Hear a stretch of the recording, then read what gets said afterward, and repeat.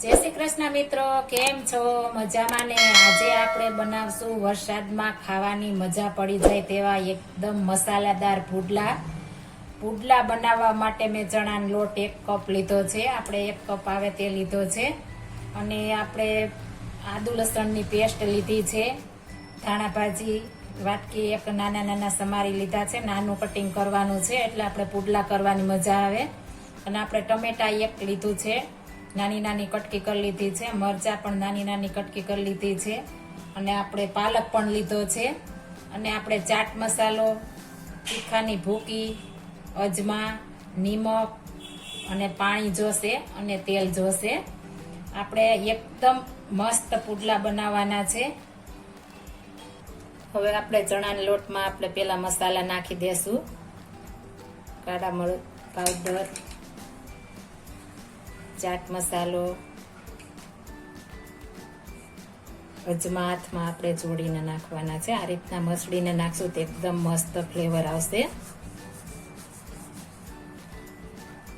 અજમા, સ્વાદ પ્રમાણે નિમક, 2 થી 3 ચપટી આપણે હળદર નાખીશું. આપણે લીલું મરચું નાખ્યું છે તો 2 થી 3 ચપટી આપણે લાલ મરચું પાવડર નાખીશું. અને 1 ચમચી આપણે ધાણા જીરું પાવડર નાખીશું. પહેલાં આ બધું મિક્સ કરી લેવાનું છે આ રીતના. ત્યારબાદ આપણે બધું મિશ્રણ નાખવાના છે મસાલા. એકદમ મસ્ત મિક્સ કરી લેવાનું છે. આપણે મિક્સ થઈ ગયું છે. એકદમ સોફ્ટ પુડલા બને એટલા માટે આપણે થોડું એવું તેલ નાખીશું. 1 ચમચી આપણે નાખીશું, વધારે નથી નાખવાનું. ત્યારબાદ આપણે થોડું પાણી નાખતા જાશું ને આપણે બેટર બનાવતા જાશું. એકારે આપણે પાણી નથી નાખવાનું તો આપણે અંદર ગોટી રહી જાય છે, લમ્સ ન રહે એટલા માટે આપણે પહેલા થોડું પાણી નાખતા જાશું ને બાંધતા જાશું. આ રીતના એકારે આપણે નથી નાખવાનું. આ પુડલા આપણે વરસાદમાં, શિયાળામાં ખાવાની એકદમ મજા આવે છે. એકદમ મસ્ત બને છે. આપણે 1 પણ લમ્સ નથી રહેવા દેવાના, એકદમ ફેટી લેવાનું છે. હવે આપણે ફરી પાણી નાખીશું.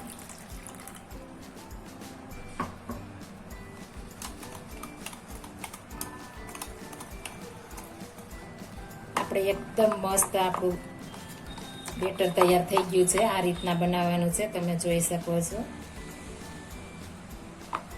હવે તેમાં આપણે બધા શાકભાજી નાખી દેશું. પાલક, લીલા ધાણા ભાજી, ટામેટું, કટ કરેલા મરચાં, આદુ લસણની પેસ્ટ. આમાં તમે મેથી પણ નાખી શકો છો. મેથી નાખવાથી પણ મસ્ત બને છે. આ રીતના ફરી આપણે ફેટી લેશું, એકદમ મસ્ત બનાવી લેશું.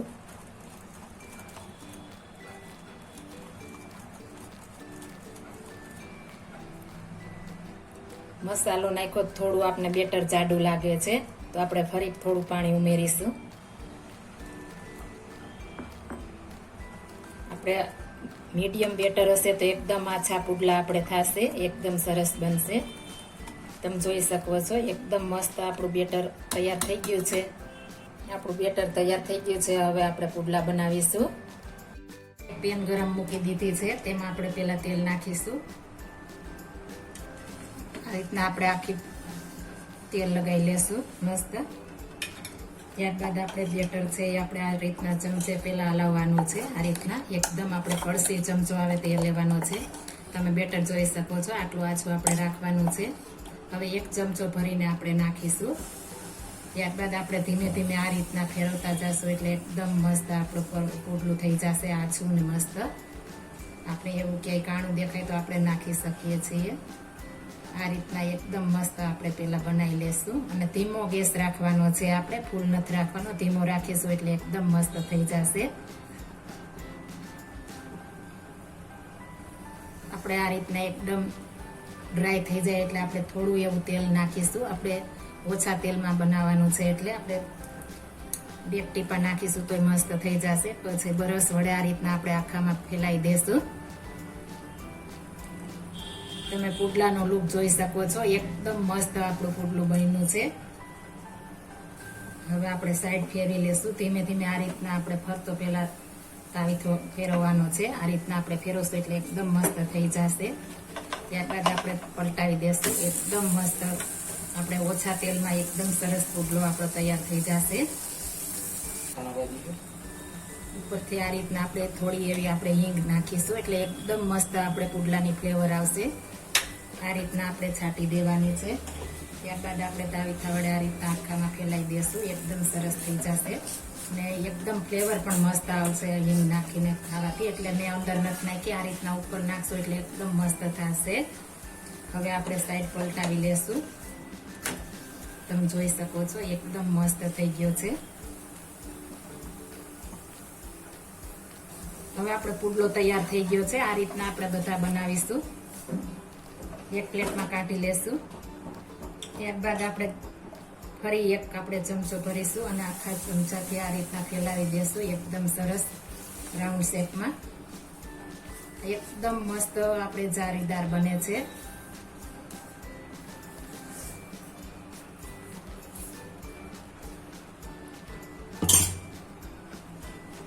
ફરી સાઈડ ફેરવી લેશું.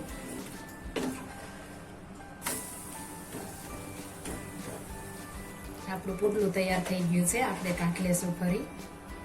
આપણે પુડલા તૈયાર થઈ ગયા છે. આપણે ડીશ પણ સજાવાઈ ગઈ છે. હવે આપણે સર્વ કરીશું.